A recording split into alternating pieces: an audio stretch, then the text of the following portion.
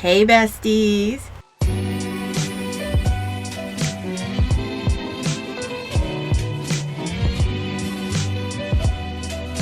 So, the hubby built me a soundproof room after asking for notes on my previous videos, and he was just kind of like, the sound's bad.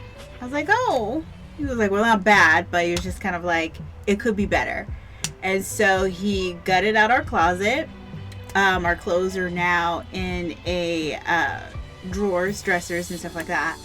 And he turned this into a soundproof room for me so I can make these videos and talk to you guys. And he is the best husband ever.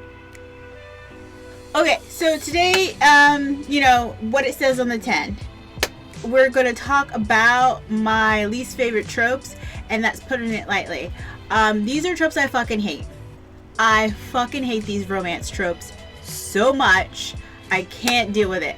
I will nope the fuck out of a book, a movie, a TV show if I see this shit coming. Like, I'm not a fan. I'm just not a fan. The list is short, so we're gonna try and get through it quick, but you know me and quick, we don't go together. I don't know her, and that bitch don't know me. I know how to make a short story long. Like right now. Okay, jumping right in. Number one trope that I cannot stand. Miscommunication, misunderstanding. I know I've said this in previous videos before, but I just I want to be explicit about this shit. I absolutely cannot with miscommunication and misunderstanding. It's just the most ridiculous thing ever. You mean to tell me in this 300-page book, 290 of those pages is us just not communicating and not understanding, being in love, having the nerve to have feelings for each other, but fucking it up by not directly speaking to each other about whatever issue it is we are naturally assuming about. So that's been happening for 290 fucking pages. Then by page 290, that's when one of us breaks down and goes, all right, we need to cut the bullshit.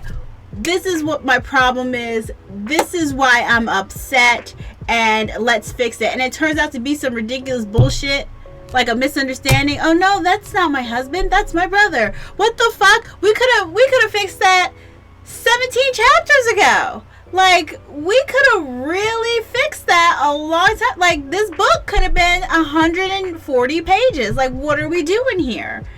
And then we're supposed to wrap this all up in the last 10 pages of this 300-page book? No, ma'am. Miscommunication, misunderstanding is ridiculous. I can't. And it is why I cannot stand Jane Austen novels. Because they're all the fucking same. They're all about miscommunication and misunderstanding. Like, bitch, this is what we doing. Like, I don't understand how y'all think her books are so romantic and the epitome of romance, and her heroes are just the most dashing men and her heroines are these strong. No, Jane Austen characters are trash. I'm sorry, they're trash, and they're all fucked up because none of them talk to each other. I used to at least oh my god, I used to at least like what was it? It's not Northanger Abbey. I don't know. Who cares? I'll remember it, and I'll put, like, a fucking book cover there of the one Jane Austen story that I did used to like a lot, but is riddled with miscommunication, misunderstanding. But yeah, I can't do Jane Austen because of that very reason. All her books are just the same. It's that fucking trope. And I get it. Societal norms at those times and all that kind of stuff don't allow you to just run up on a man in the street and be like, so is that your bitch or nah? Is that your sister? Y'all getting married? What's happening? Because you was flirting with me, at the ball last week. Like, I get it. But at the same time, it's still fucking annoying. It's still like, I can't with 2021 eyes read that shit. Like, I can't. Miscommunication and misunderstanding. No.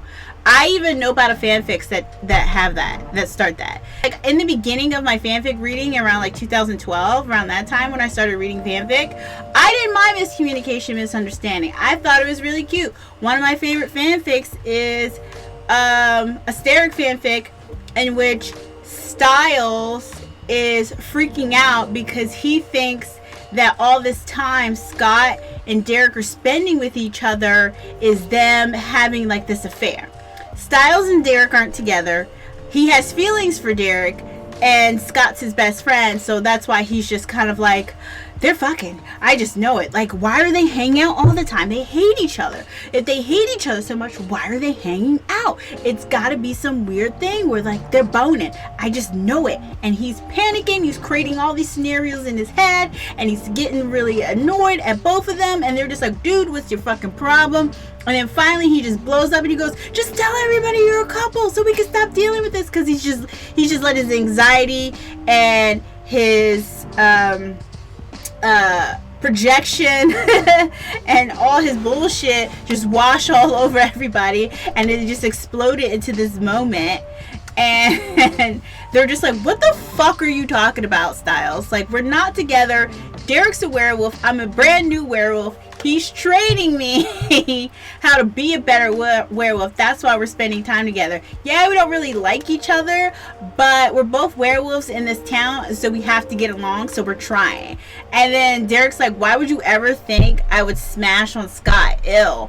Not, especially when I can smash on you. And then that's when he and Styles quit bullshitting and finally be like, yeah, I have feelings for you. I have feelings for you. And then Scott leaves because they just start making out in front of him. Like, you know, fanfic, and it's a short fic. I think it's like 3,000 words. But fanfic, short little stories like that, you know, play on the comedy of miscommunication, misunderstanding, I'm able to tolerate just a tiny bit. And I used to love a lot in the beginning of my fanfic reading, but the older I get, like, I'm deep in my 30s. Like, that shit ain't cute. I am too grown for miscommunication and misunderstanding. That's a young girl's game. That's a young girl's trope. That's a young girl's romance. Can't do it. No. The second ubiquitous trope out there, and the one I hate next, is fake dating, fake marriage. Ugh. I never liked this trope from the beginning. In the beginning of my fanfic, and even when I was reading romances in high school, I hate it because it's just the most predictable trope, and it leads into the first trope that I can't stand: miscommunication and misunderstanding. We're fake dating, but we really have feelings for each other, and then something happens where we misunderstand or miscommunicate about a situation or a person, or this third person who's now an obstacle to us admitting our feelings for each other. And now we're fighting and we're upset, and now I have to wait the last 10 pages for them to figure the fuck out and get it together. I already know how it's gonna end. I mean, yes, you can say that for all romance tropes, like you to an extent, you know how it's going to end, you know it's going to work out, you know, it's happily ever after, and rainbows and kittens and butterflies and unicorns and all that kind of stuff. And that's what we're here for. That's what I live for. That's my jam. However, even though I know the destination, it's all about how we get there. And if we're getting there on the fake dating and the fake marriage train, take me off the train, drop me off at the station. It's okay. I don't need to go there. I don't need to finish the book. We can DNF this. This train can keep on going without me. I am fine on the side of the road in the daisy field. Like, I am good. Take me off the fake dating, fake marriage train. It's simply, like I said, for two reasons: because it's so boringly predictable. I know every beat that's going to happen after that, and it. The problems with it circle back into the first trope that I can't stand, which is miscommunication, misunderstanding. So, no thank you. No thank you. Our number 3 on this list, Friends to Lovers, I've never liked. I can't relate. I think my biggest thing about Friends to Lovers that I never really enjoyed was that I can't relate. I don't get being in love with your best friend, whether they're the same sex or the opposite sex. I've never been friends with someone and developed feelings for them, or had feelings for someone and been their friends and kept those feelings inside. I don't get that. That's I don't know. I've never found it romantic falling in love with your friend, or being in love with your friend and just settling for a friendship. Like, friendships to me have always been platonic, same sex or opposite sex. Otherwise, like, you know, to me, friends are family, and it's kind of like falling in love with family, like your brother or your sister. Like, it's just, it doesn't feel incestuous to me. It just feels like a violation of the definition of what that relationship is, or how I view that relationship. And also, I don't think there is enough depictions of strong platonic friendships between men and women. And I feel like it always gets ruined by pushing a romance, and I can't stand that. I honestly can't stand that. I hate watching a show and you know, getting involved in like the fandom, and then, you know, the biggest ship on the show is people pushing the two friends to hook up. Oh, okay. For example, like Dawson's Creek. Excuse me. Dawson's Creek was huge when I was in high school. It was my fucking jam. Love that show. I watched it until I graduated high school. It still aired after I graduated high school, but I lost interest after that. But when the show was ending, I did come back for the last episode, which was actually really good, and I liked it a lot. But I was never in the Joey Dawson camp. I never, like, I didn't like, even back then, it just felt weird. It was just like, why can't they be friends? They have this very close friendship, and, you know, I like it a lot. Like, you know, I like this depiction of a girl and a guy just being friends and being really close, good friends enough to where she can climb through his window and sleep in his bed at night, and it's completely innocent, and it's, you know, not turned into something. But there were Joey and Dawson stands, and Kevin Williamson himself, the creator of the show, he said his plan was to always put Joey and Dawson together, which is an idea I hated. But I also loved seeing in that same interview he did, where he was just kind of like, you know, when you have a TV show, your TV show could throw you for a loop. You may have plans for how it ends or how something's going to go, and then something else comes along and you're just like, oh man, this is better. And that's what happened with the dynamic between Joey and Pacey. And I was totally a Joey and Pacey stan. That was the relationship I was rooting for. So I think it's season 4. I can't remember which season, but the season in which she runs away, sailing away with Pacey was, oh my god, I screamed. I was so happy, tears in my eyes and everything. I did not want her with Dawson. Honestly, mainly because I didn't like Dawson, but also because I wanted them to maintain that friendship.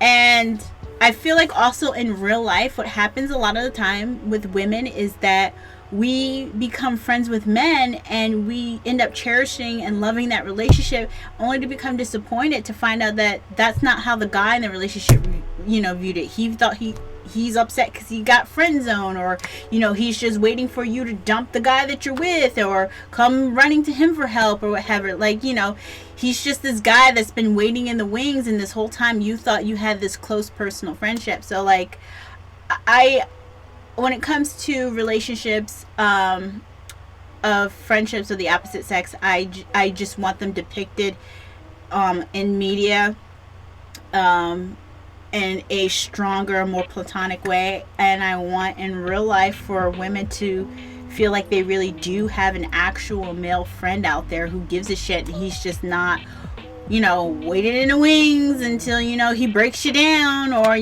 you know, he feels like you're at a vulnerable place where he can slip in and, you know, try and be the one or whatever. But yeah, so that's why I can't do friends to lovers. I want it to mean something more, and it does mean something more to me. Therefore, a romance and it just doesn't hit with me. And like I said, it's ubiquitous. Like, we've been seeing it for so fucking long, for forever. I think I want more from my friends, my platonic friendships and stories, and that goes for same-sex relationships too. Same-sex friendships. Yeah, they don't. I mean, look, okay, this is coming from a Stucky stan, so I get it. But that relationship was romantic. I don't give a fuck what anybody says.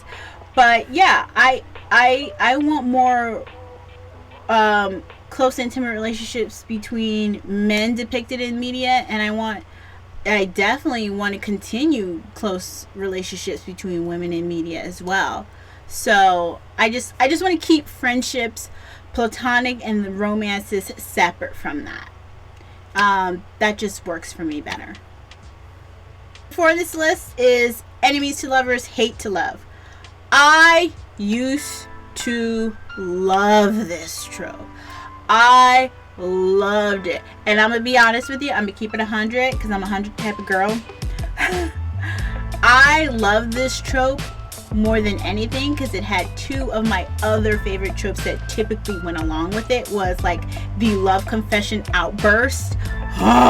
I love that. I absolutely love that. Where the two characters are fighting and then arguing, and one of them just blurts out, "It's 'cause I love you," and you're like, yes, I have been waiting for one of you to say it.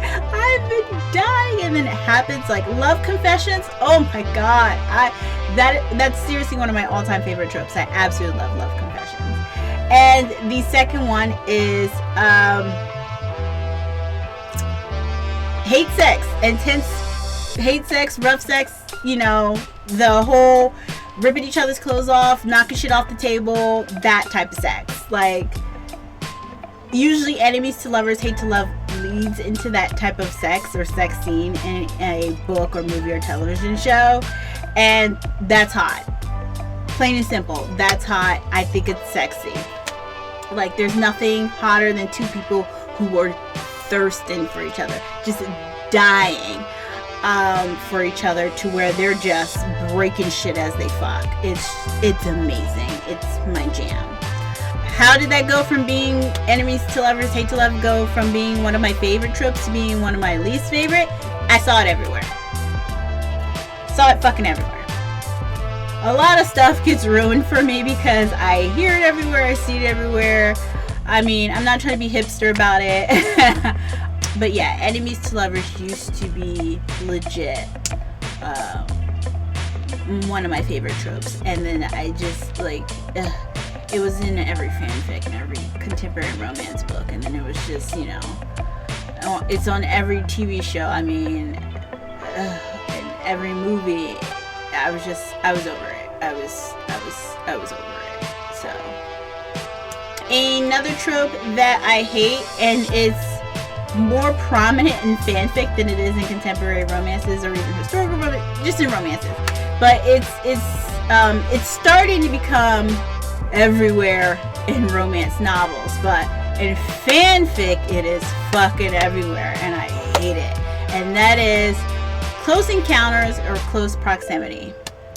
You know what I'm talking about. You know what I mean. The whole, oh my god, we have to share a hotel room and there's only one bed. That shit.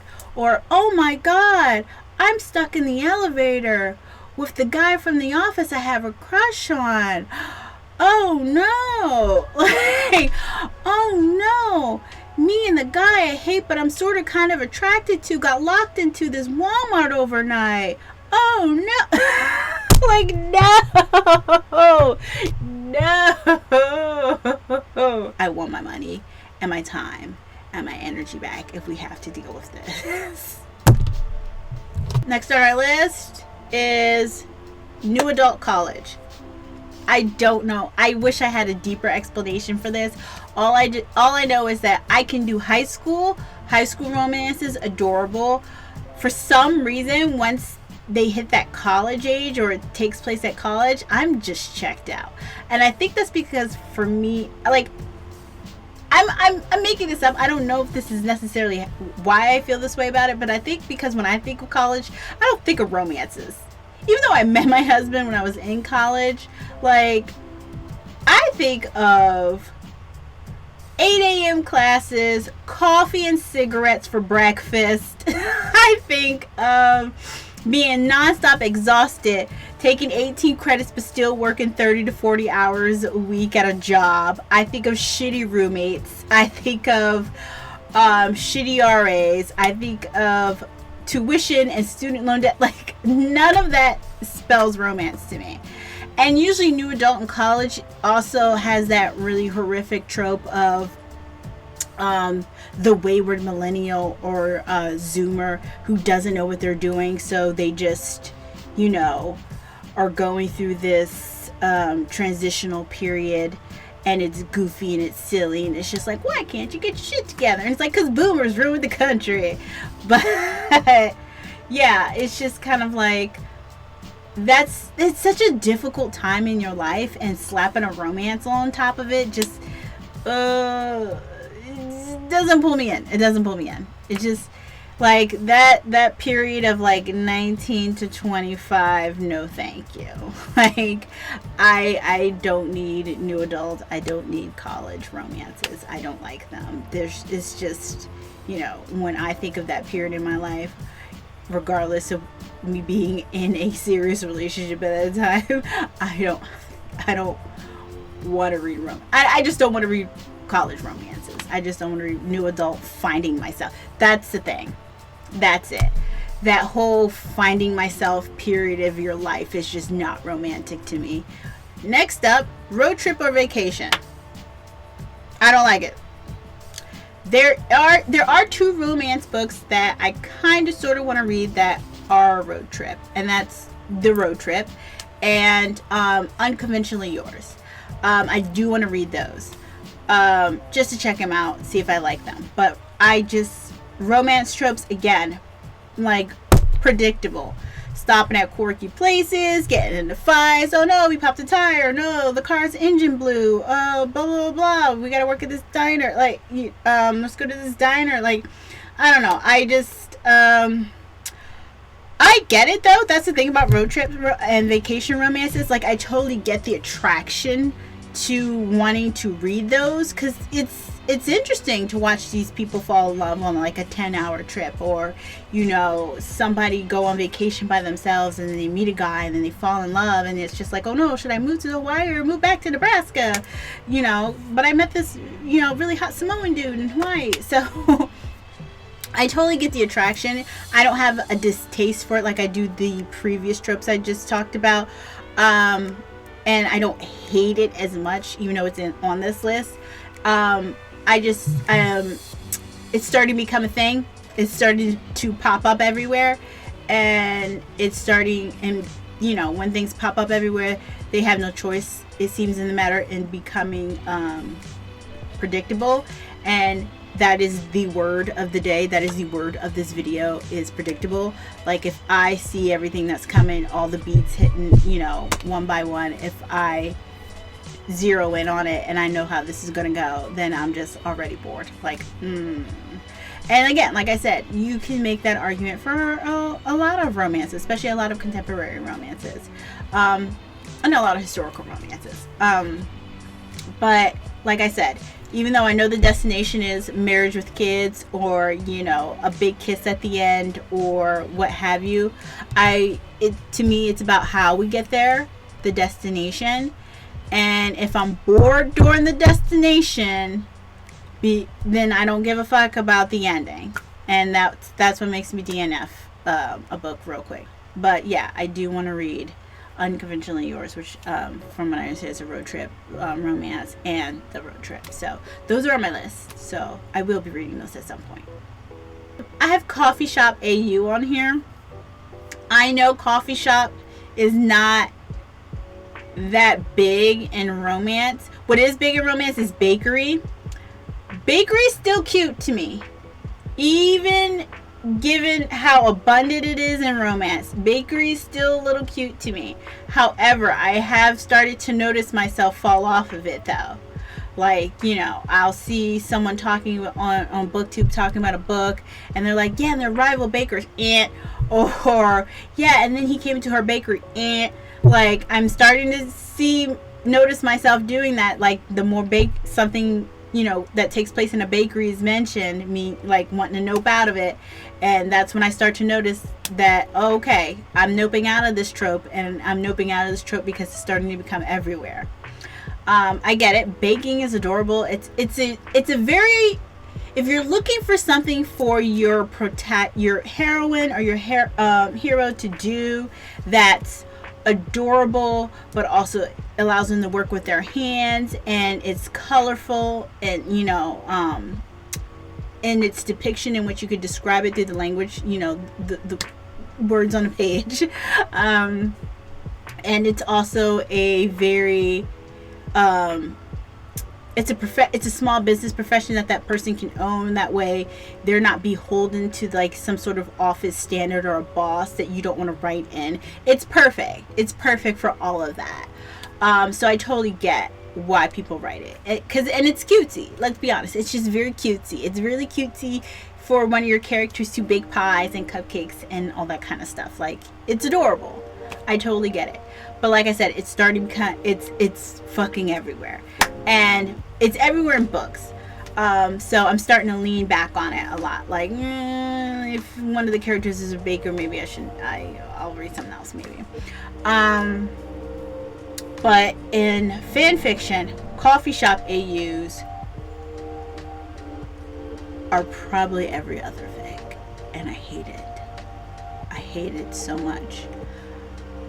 I don't know who started it, but you owe us all a fucking apology, because this is ridiculous. It is ridiculous how many coffee shop fucking AUs are out there on AO3. Like, why? And you know what? Here's the thing. I get why. Because when coffee shop AUs blew up all over fanfiction sites, it was because guess who was writing them? Baristas who had time. Baristas in the fandom. And I get it. A lot of people are like, hey, it would be great if I fell in love with a werewolf while I was making this mocha latte. Let's write a fanfic about that. I get it. I have never been one of those people, though. Like, to me, work is work. I hate work. Even if it's a job that I've liked, I still hate it because it's work. And I don't ever want it to penetrate something else that I like. So I will, I've been a server in restaurants. I've been an admin. I've been an office manager. I've worked in film. I don't want to write those things. I don't ever want to write something in which I had a profession in, because I've had a profession in it and it's tainted. And I want to write about something that's not tainted with the knowledge I have of it draining my soul every day when my alarm clock hits and I have to roll out of bed and go do that thing. No. Like I said, I work in the film industry. I love it. I don't ever want to write something that takes place in the film industry. I thought one time I would try. I tried to write a television pilot about a film crew, the professional and personal lives of a film crew of a successful fantasy show, kind of like Game of Thrones. And I wrote 5 pages before I was like, I hate this. I don't want to write this. I'm not interested in this. But I get it. I get that a lot of people, even if they hate their jobs, can find a spark in it by writing a romance about it. But yeah, I remember now, that's how Coffee AU started. There's a lot of baristas out there writing fanfic. And that's how it started. And that is a trope that like fake dating, I did not like from the beginning. I can't even recall a fanfic that takes a coffee shop AU that takes place in a coffee house that I like. Oh my god. The coffee shop / secret billionaire AUs on fanfic is just ridiculous. I work at this coffee shop. I have a crush on this barista at this coffee shop. He's so handsome and blah, blah, blah. And then by the end you find out that they're actually the owner. And not just the owner, they're the owner of the entire chain. They're a secret billionaire. The mesh of those two things. Oh god. All I can think about is somebody coming into my job and trying to flirt with me while I am sweating my makeup off, making mocha lattes, making frappuccinos, and getting screamed at by Karens. That's, I mean, and I guess there are people who can find some romance and comedy in that, but me, I just can't. I am just immediately turned off by it. But yeah, coffee shop AUs and bakery, contemporary bakery romance novels, not my thing. Not my thing. All right, last up on this list is Good Girl, Bad Boy. Throw it in the trash. Throw it all the way in the fucking... No, don't throw it in the trash. Don't throw it in the trash. Put it in a garbage bag and drive out to Trash Island, to Garbage Island, which is sadly a real thing, a real place. Ew. And chuck it on that island. And then burn that whole island. Wrap that whole Trash Island with the good girl, bad boy trope on it. Put it all in a huge net and fling that shit into fucking space and make sure it hits the goddamn sun. I can't with Good Girl, Bad Boy. I mean, that's been around in media for fuck knows how long. Probably the fucking beginning of time, since stories became a thing. Since literature morphed into existence. You know, since the printing press. Since oral history was passed down. Since then, since man learned to talk, we have been reading this good girl, bad boy shit. And it never gets better. It's always trash. One of the reasons that I cannot stand this trope is because I think, in my opinion, in real life, I have never been attracted to that type of man. I have never found him sexy.